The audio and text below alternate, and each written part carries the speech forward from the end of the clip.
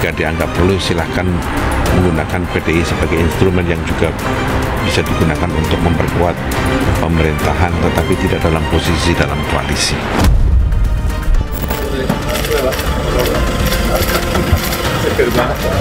Silaturahmi masih dalam suasana lebaran itu antara tokoh, antar pemimpin, antar tokoh bangsa itu sangat baik. Jadi pertemuan Pak Prabowo dengan Ibu Megawati sangat baik.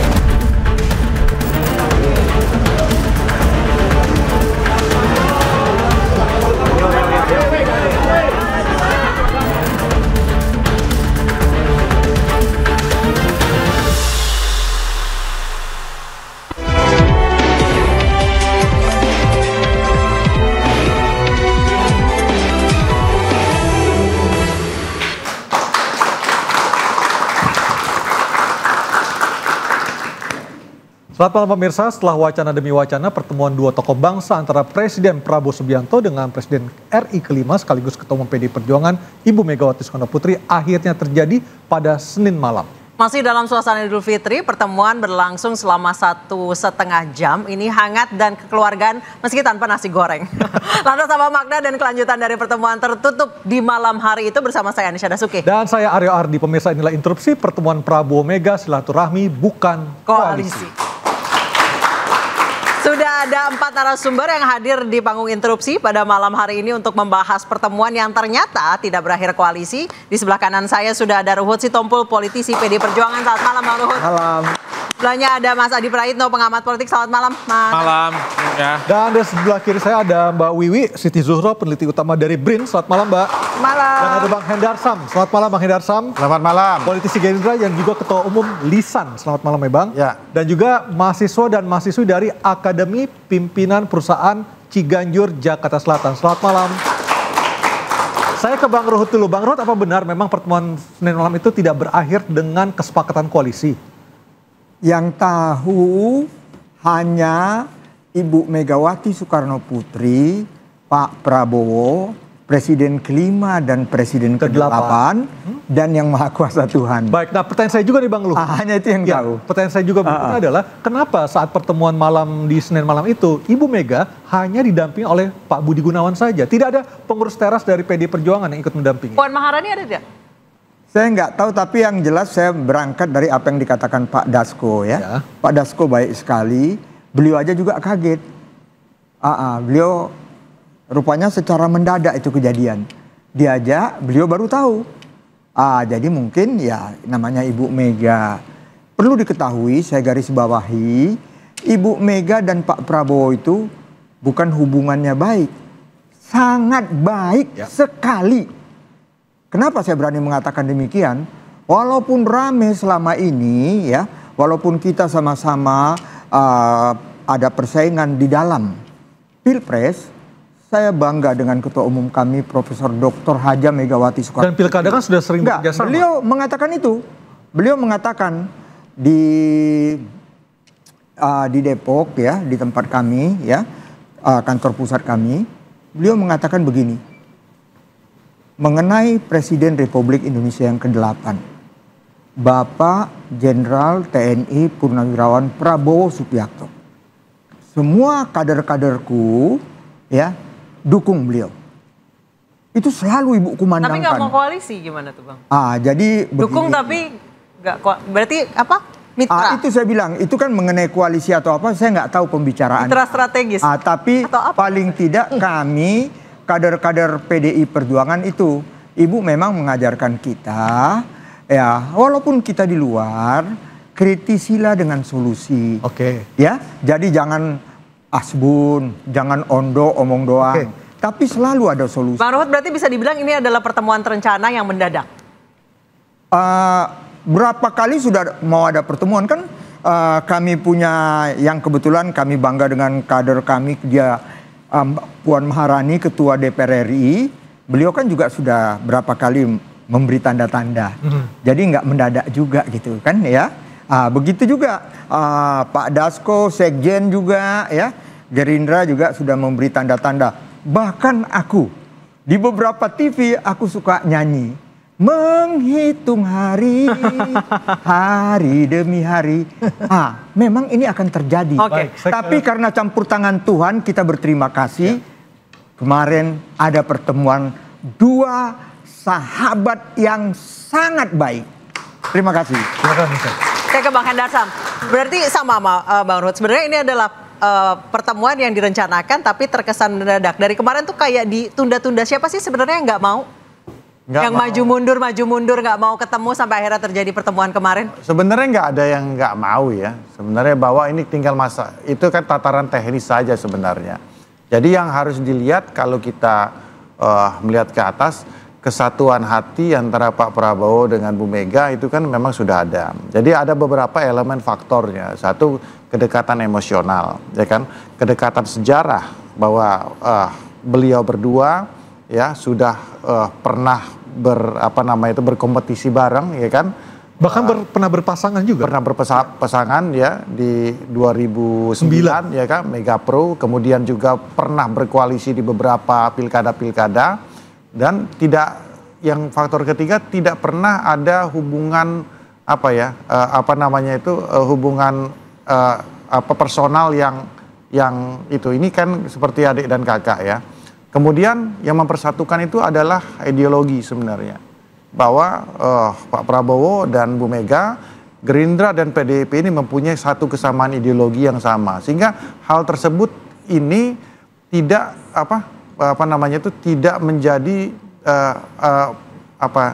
menjadi sesuatu hal yang sangat gampang untuk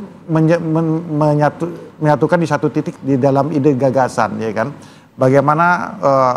Bagaimana kalau kita melihat apakah Bu Mega bisa menolak program makan bergizi gratis, sedangkan itu ideologi adalah ideologinya daripada PDIP itu sendiri.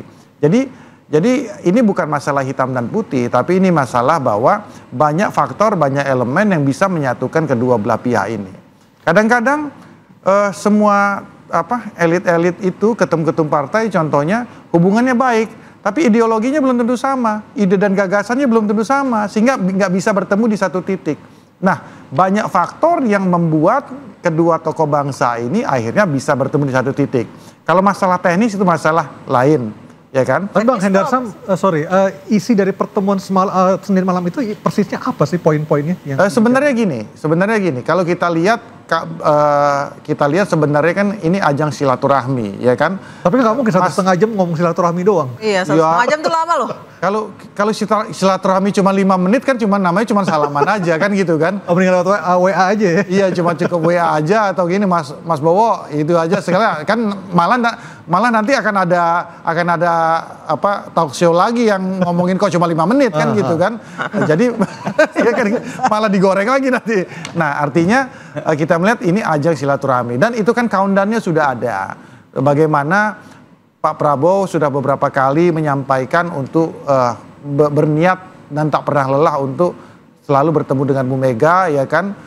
Sebagai seorang presiden, beliau tidak melihat bahwa beliau adalah pimpinan tertinggi di Indonesia, tapi siapapun itu beliau melihat bahwa Pak Prabowo Bu Mega adalah senior beliau, Pak SBY ada senior beliau, Pak Jokowi ada senior beliau sebagai presiden ya yang sudah menjabat lebih dahulu.